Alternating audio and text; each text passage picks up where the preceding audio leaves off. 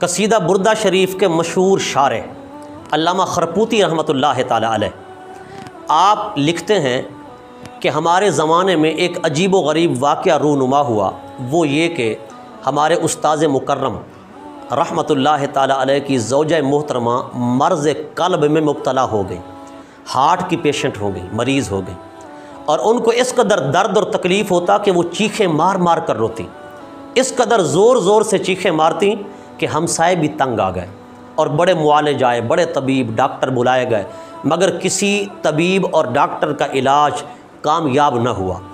بالآخر ہمارے استاذ مکرم رحمۃ اللہ تعالی علیہ نے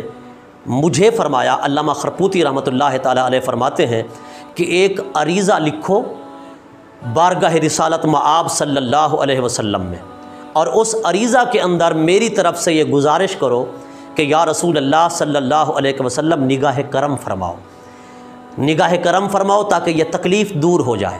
تو علامہ خرپوتی رحمۃ اللہ تعالی علیہ فرماتے ہیں میں نے آقا علیہ السلام کی بارگاہ میں عریضہ لکھا، وہ اس طرح کہ پہلے صلاۃ و سلام لکھا، صلاۃ و سلام لکھنے کے بعد اپنا مقصد تحریر کیا، پھر حجاج کرام جو حج کو جا رہے تھے ان کی معرفت وہ عریضہ وہ رخ کا روانہ کر دیا۔ فرماتے ہیں پھر ہم دنوں کو گننے لگے، دنوں کو شمار کرنے لگے، گنتی کرنے لگے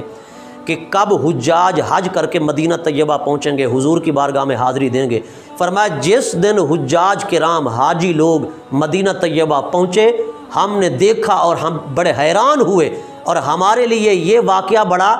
حیران کن تھا کہ جس دن لوگ حجاج مدینہ پہنچے اسی دن ہمارے استاد کی زوجہ محترمہ کو شفا مل گئی، وہ صحت یاب ہو گئی، وہ اٹھ کر بیٹھ گئی، درد بھی ختم ہو گیا، تکلیف بھی ختم ہو گئی، بالکل صحت یاب اور شفا یاب ہو گئی۔ لگتا ایسا تھا کہ وہ کبھی ہارٹ کی پیشنٹ تھی ہی نہیں، کبھی مرض قلب کے اندر مبتلا بھی نہیں ہوئی تھی۔ اللہ اکبر، یہ ہے مدینے کی شان۔ اس لیے فرمایا نا، نہ ہو آرام جس بیمار کو،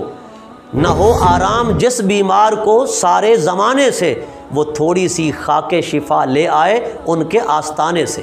فریاد کرے جو امتی حال زار میں، ممکن نہیں کہ خیر البشر کو خبر نہ ہو۔ اس لیے مدینہ طیبہ عشاق کے لیے دار الشفا ہے۔ اس سے پتہ چلا ہم سنی بریلوی ہی نہیں بلکہ پہلے والے جو بزرگ ہیں وہ بھی مدینہ طیبہ کو دار الشفا سمجھتے تھے، اور حضور سے مشکل کشائی کرواتے تھے، حضور کو مشکل کشا سمجھتے تھے، اپنی تکلیفیں، اپنے مطلب ہے کہ آرزوئیں، اپنی تمنائیں، اپنے مقاصد، اپنے اغراض حضور کی بارگاہ میں پیش کرتے تھے، حضور کی خدمت میں عرض گزار کرتے تھے، اور اس کے بعد وہ اپنے مقصود میں کامیاب بھی ہوتے تھے۔ اس لیے کہ جس طرح ہم آقا صلی اللہ علیہ وسلم کی ذات کے بارے میں عقیدہ رکھ کر حضور سے مشکل کشائی کروائیں گے، اپنی آرزوئیں پوری کروائیں گے، اپنا مقصود حل کروائیں گے، تو ضرور سرکار کرم فرمائیں گے۔ اور یہ کرم صرف حضور کی حیات طیبہ تک بھی محدود نہیں تھا، بلکہ حضور کی ظاہری حیات کے بعد اب بھی حضور کے غلاموں پر کرم ہوتا ہے۔ حضور غم گساری فرماتے ہیں، خیر خواہی فرماتے ہیں، حضور اپنے غلاموں پر اب بھی نگاہ کرم فرماتے ہیں۔ اس لیے